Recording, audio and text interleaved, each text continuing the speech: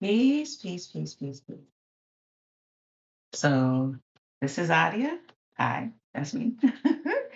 And I'm glad to see you all again. And if you're new here, I make videos about um, inner knowledge, um, authenticity, autonomy, spiritual wellness, paying attention to the world around us, and the fact that anything that you are searching for, any knowledge you are searching for, you already know. It's inside of you. So we're working to excavate that.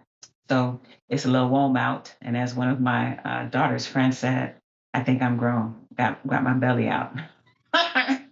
um, but I was thinking this week, even as I'm still, preparing and moving toward the end of the school year, and the children are coming to the end of their homeschooling journey for the school year part. They still are learning, and we are learning alongside with them throughout the summer. Is that just how important, with all the things that are happening that have consistently been happening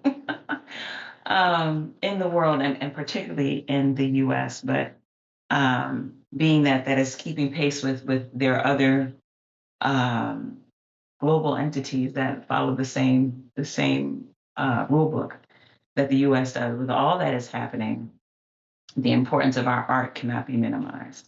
And so there's a few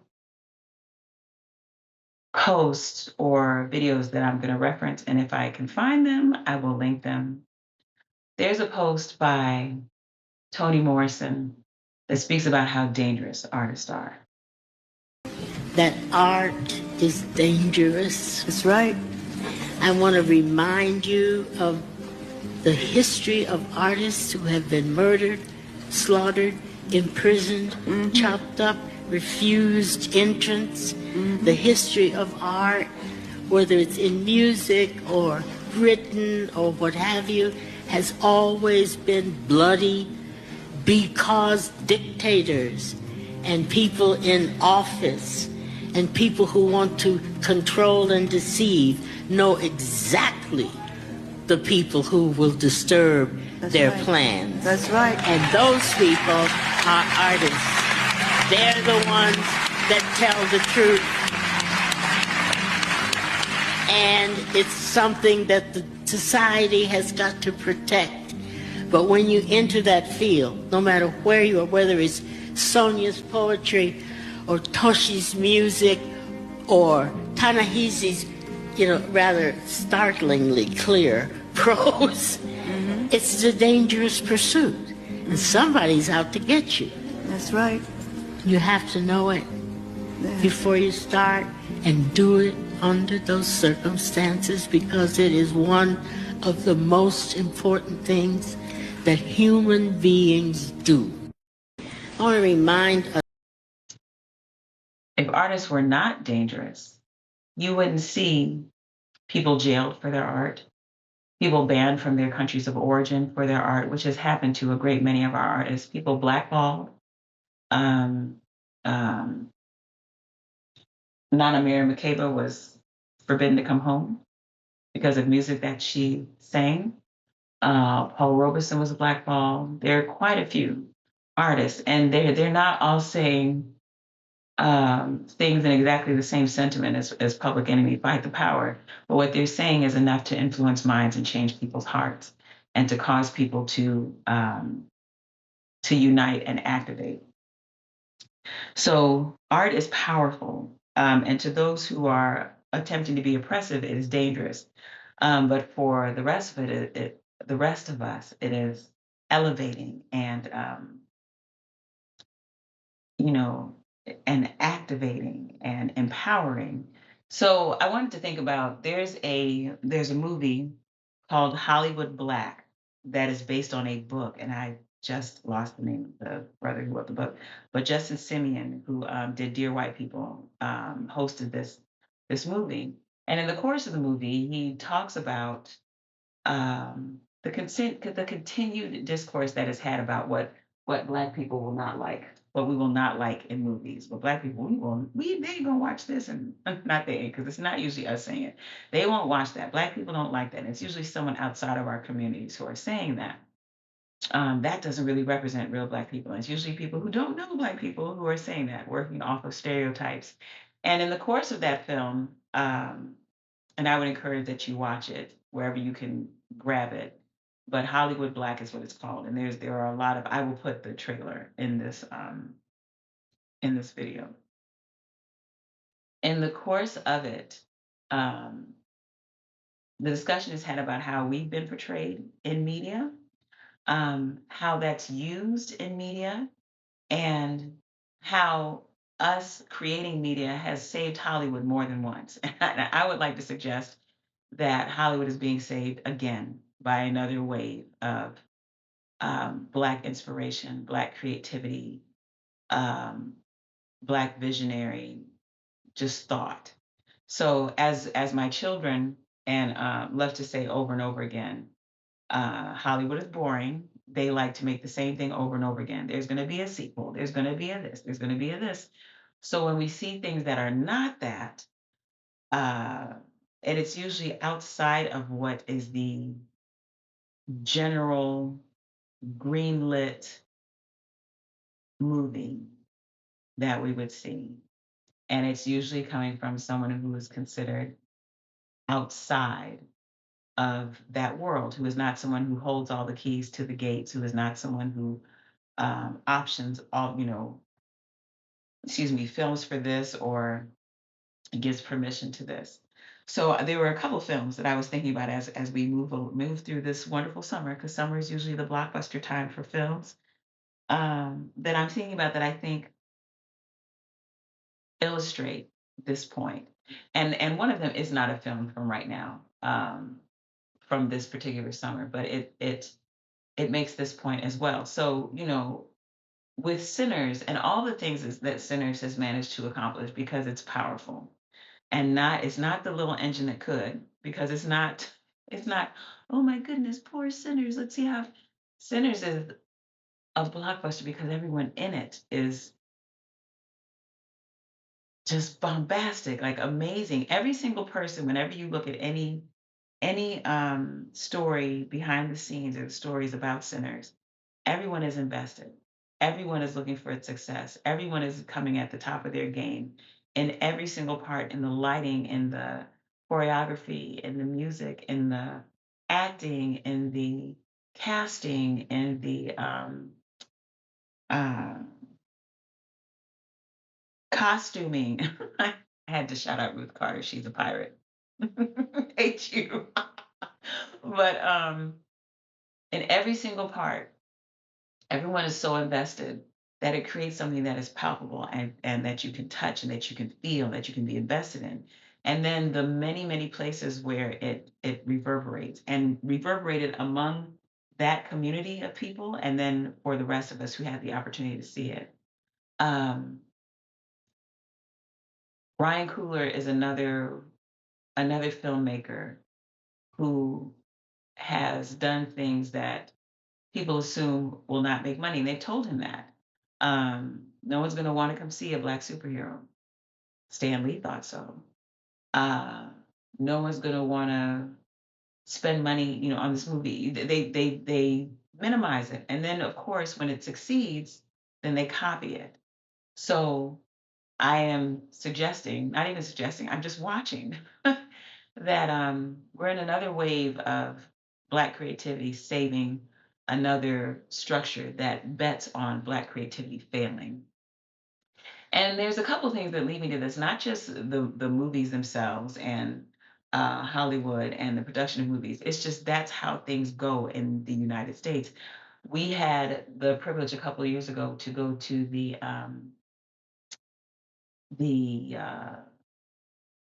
Negro Leagues Museum in St. Louis, and the Jazz Museum, which is right next to it. But the story that you read when you go through the Negro Leagues Museum is the same story here over and over again. Black people are excluded.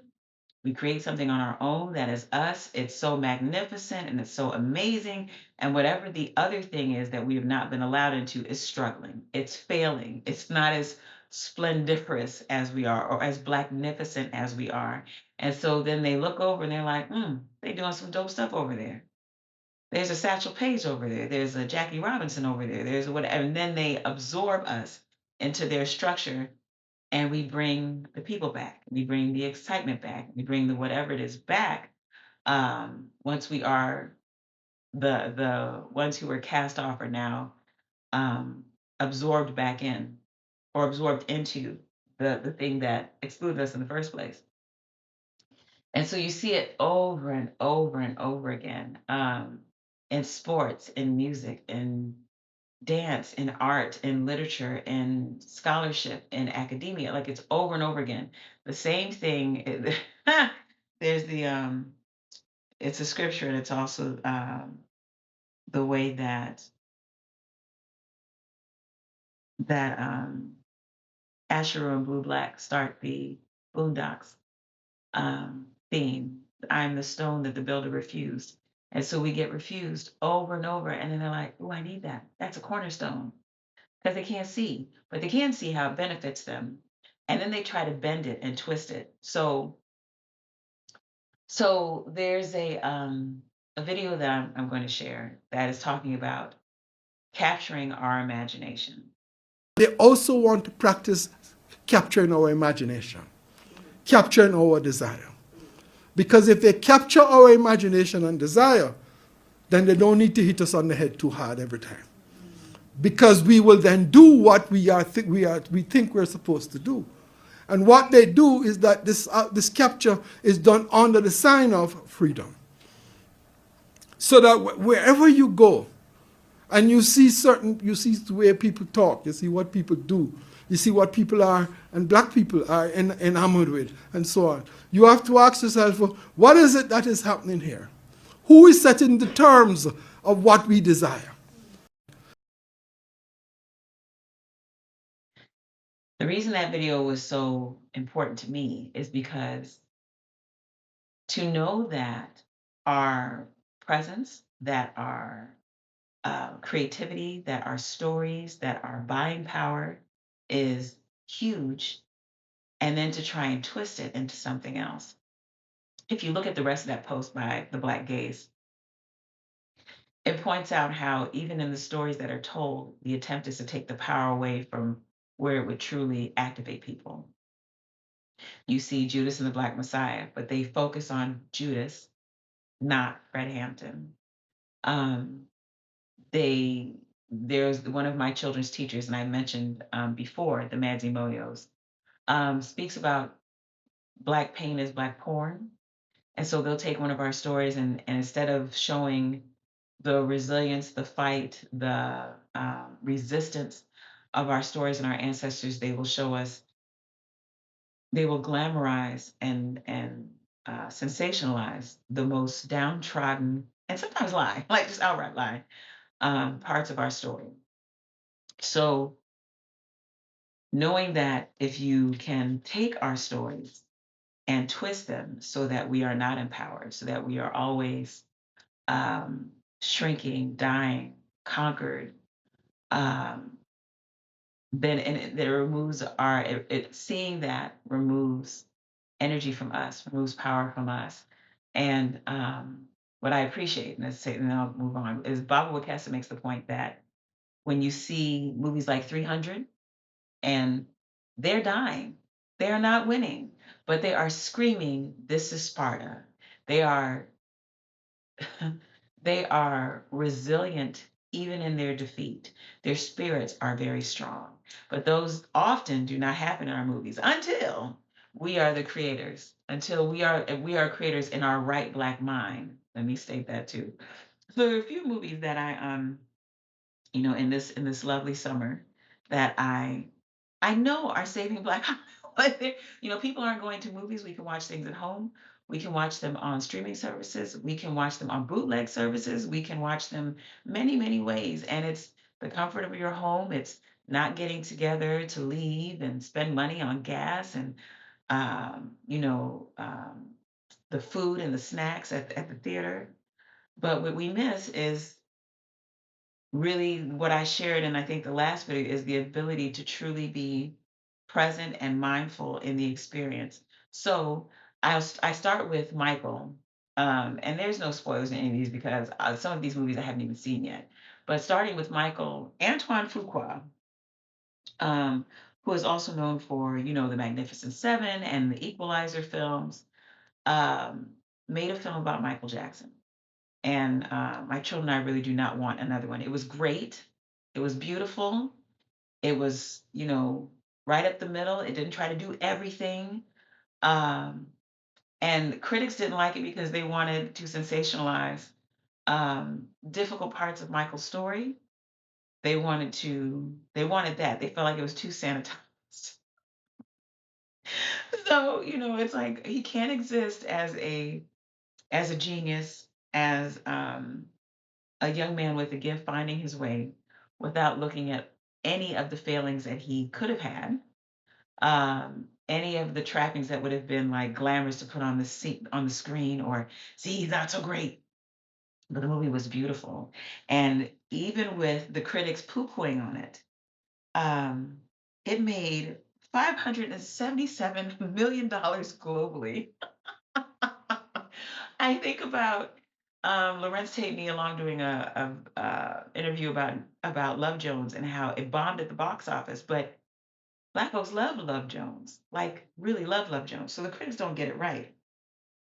Alicia Harris is getting ready, had just released, I believe, Is God Is. And one of the lines that I really love in Is God Is one of the daughters says, "We're going to see God." And the other daughter looks at her and says, "What?" She says, "Our mama, she made us. We're going to see God." And I'm paraphrasing. But to have a line in a movie have two young Black women refer to their physical creator, their mother, as God is powerful. And that's just the trailer. So that's just the trailer. And so Alicia Harris is a playwright. She's a performer. She's a screenwriter. And in this movie, what I hear people say, because I can't wait to go see it, and I'd like to take my daughters, is the fact that it inspires so much conversation around family, lineage, justice, domestic violence. I think the really important thing is being able to discuss the wounds in the men in our Black community and the wounds in the women in our Black community that stop us from holding men accountable. There is something that we all know, that women are trained to excuse unhealthy things that happen in relationships with our men and to make space for it in the goal of protecting them from everything that's happening around us, from protecting them of the enemies outside. But what happens when we are not holding each other accountable and when we are not growing, because that behavior is not good either. To shrink to allow harm to come to me and my children is inexcusable, and to allow brothers to move around in harm that they act out in everything from emotional verbal abuse, which is not rated lower, but from there to physical abuse and feminicide and infanticide, um, is a flaw, is a very deep flaw, because what we're supposed to do is bring healing to each other so that when the world outside attacks us, we are each other's balm. And there's space in Is God Is to elicit those conversations, to bring those things to the forefront. And this is a young Black female filmmaker who has converted her play into an amazing film that I'm really, really looking forward to seeing. And then the other thing is, we can't heal wounds in our community when we continue to silence them and try to be quiet about them so that we can um, say we are protecting our men and that we are upholding the Black family, but it's not upheld if these things are not dealt with. A wound heals when it is cleaned out, when it sees air and sunlight, and when it can truly heal, not when it's covered up and pussy and infected. So, anyway, again, I'm looking forward to that film. Boots Riley is an MC, an activist, a filmmaker, a writer, and his third film, I Love Boosters, is coming out. Now, I saw Sorry to Bother You. I haven't seen I Love Boosters yet, and I'm looking forward to it. I'm going to see it in the theater. um, is Sorry to Bother You scared the crap out of me. I mean, it was telling the truth, and it was very frightening. What we've heard in other movies, what we heard in Sinners, what we heard in As Above, So Below with Spike Lee and Denzel is that all money is not good money. It's just not. And Sorry to Bother You, the necessity to unionize, to unite, to look at what is more valuable, money or community.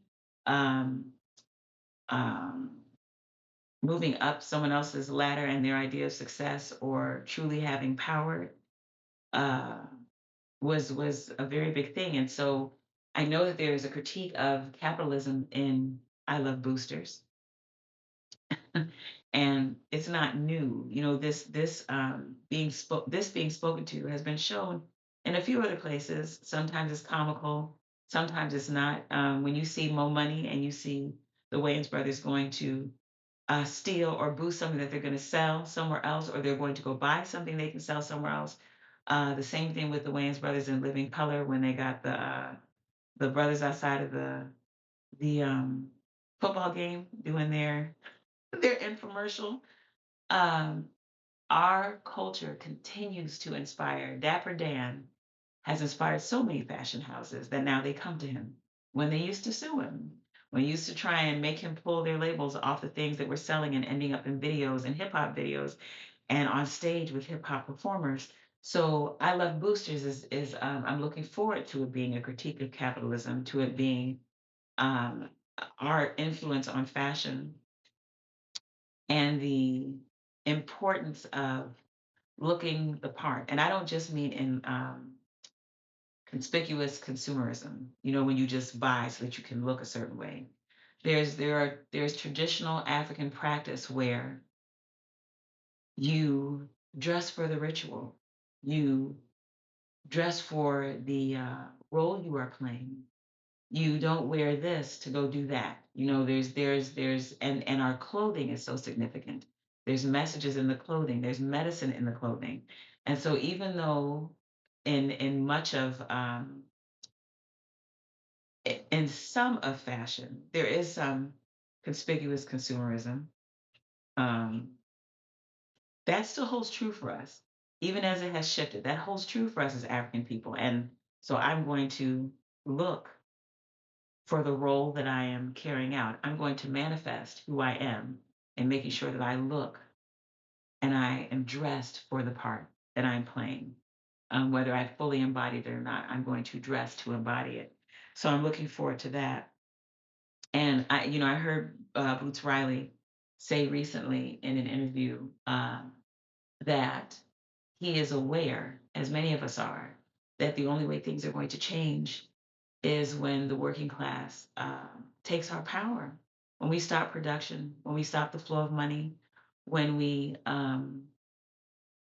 strike, when we the there was a few years ago during the pandemic, the president of Ghana was talking about I can get more money, but I can't get more people. That is the exact opposite of what is said here in the United States. If it makes sense to the pocket, it doesn't matter who dies. We have car companies who have calculated, will it cost us more to pay out to the family of someone who gets killed in our car, or will it cost us more to make the changes to the car to actually protect people? And they go with the lowest cost. So the lowest cost is that me and you, your mama and your cousins too die in their car, and the payout is less than them restructuring the car or doing what is necessary to save life. They will choose the payout and sacrifice the people. So to be able to um, really look at our power and the fact that the powers that be only care about money, um, and have never cared about people and only care about people in the way that it makes them money. I appreciate Boots Riley laying that down. So the all of this going back to Hollywood Black, because I don't know if I broke it down, but in that movie, there's a space where the discussion of black exploitation comes up. And so every time, like I stated before, every time there's a problem with some sort of movement of commerce or uh, excitable, engagement in American society, and they come to us and they pillage and they take and they um, absorb and appropriate whatever it is that we're doing. And if it's a copy, it's never quite very good. But during Black exploitation, when we were making films, when Mario Van Peebles' father, who's oh gracious,